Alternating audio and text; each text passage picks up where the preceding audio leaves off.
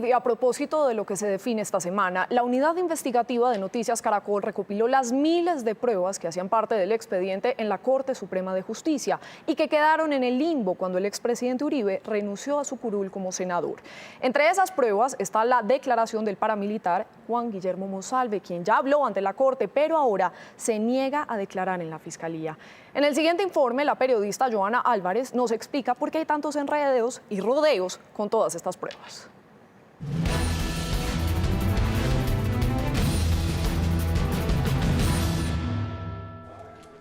La razón es que la competencia para revisar su caso la asumió la Fiscalía y con ello hubo un cambio del sistema de juzgamiento. Las pruebas que tomó la Corte Suprema son legales, pero las formalidades para usarlas en el nuevo sistema de juzgamiento tiene a los investigadores del búnker y a la Corte Suprema analizando el asunto. ¿Tendrán que volver a tomar todas las declaraciones de testigos, esta vez en audiencia de juicio? ¿Qué pasará con las grabaciones e interceptaciones telefónicas que ordenó o avaló la Corte? Esta semana la Fiscalía y la Corte Suprema tendrán que pronunciarse y aunque los reflectores están centrados en cuál será el futuro del caso Uribe, una decisión secundaria pero crucial se podría tomar alrededor de la validez de las pruebas. ¿Qué está en juego?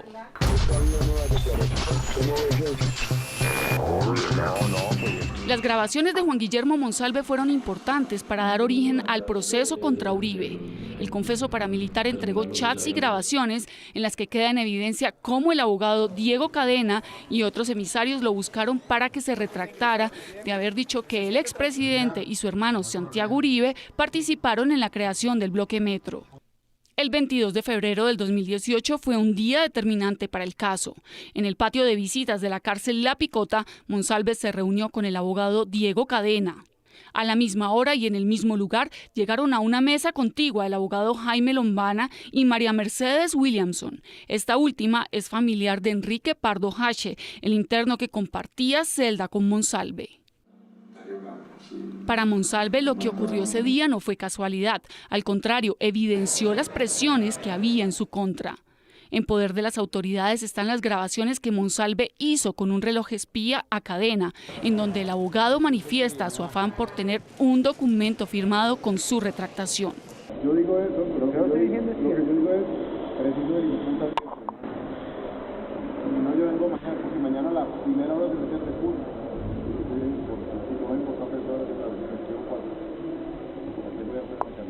Estos videos fueron revelados por el periodista Daniel Coronel junto a otros, en donde se ve cómo Pardo Hache le recomienda a Monsalve atender la solicitud de retractarse. Jaime Lombana ha señalado que fue una trampa y que acudió a La Picota en compañía de Williamson por una emergencia médica que tenía Pardo Hache.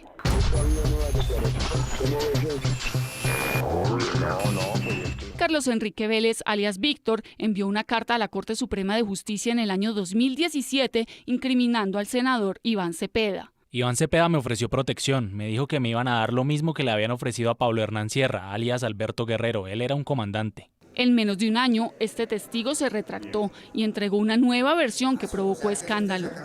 Alias Víctor hizo una relación de pagos por 48 millones de pesos, algunos con soporte, recibidos del abogado Diego Cadena. Según él, esta fue su recompensa por haber salpicado a Cepeda. Vélez aseguró que Cadena le entregó una carta escrita de su puño y letra y se la hizo firmar. Dijo que vino Diego a decir pues, que declarara a favor del señor Álvaro Uribe, hasta sacaron otra carta para el señor Santiago. El ex paramilitar admitió también haber firmado porque las hermanitas de la Caridad estaban dando plata. Dice además que el trato con Cadena era convencer a otros ex paramilitares como alias Racumín, Diana y alias Fosforito para que declararan contra Cepeda. El abogado Cadena se defendió de los señalamientos, asegurando que estos pagos correspondían a ayudas humanitarias para un hijo de Vélez. Después señaló que estaba siendo extorsionado por el ex paramilitar.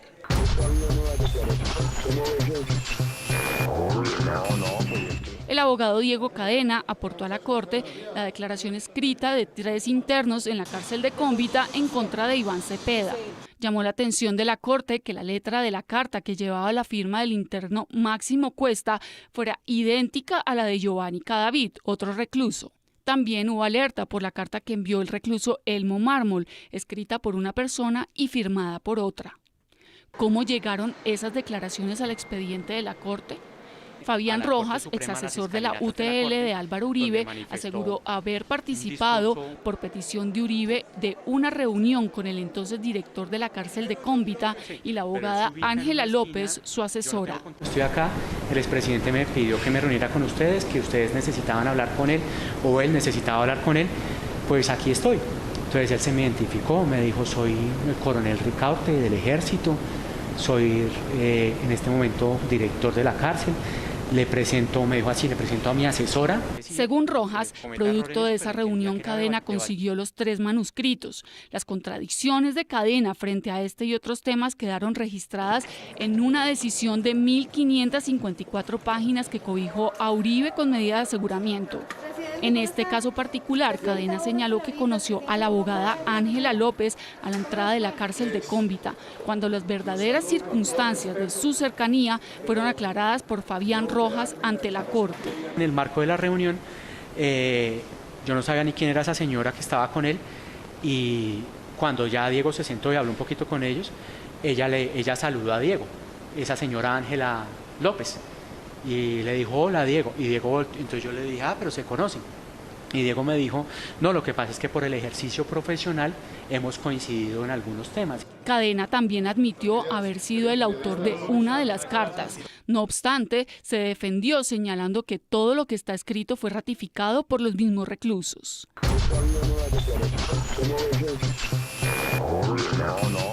En el debate de si las pruebas practicadas por la Corte Suprema son válidas para la Fiscalía o no, la parte más delicada son las miles de interceptaciones telefónicas que realizó la Corte Suprema. Respecto de las interceptaciones, conservan su vigencia, las practicó la Corte Suprema de Justicia y ella misma las convalidó, las validó y las estimó legales.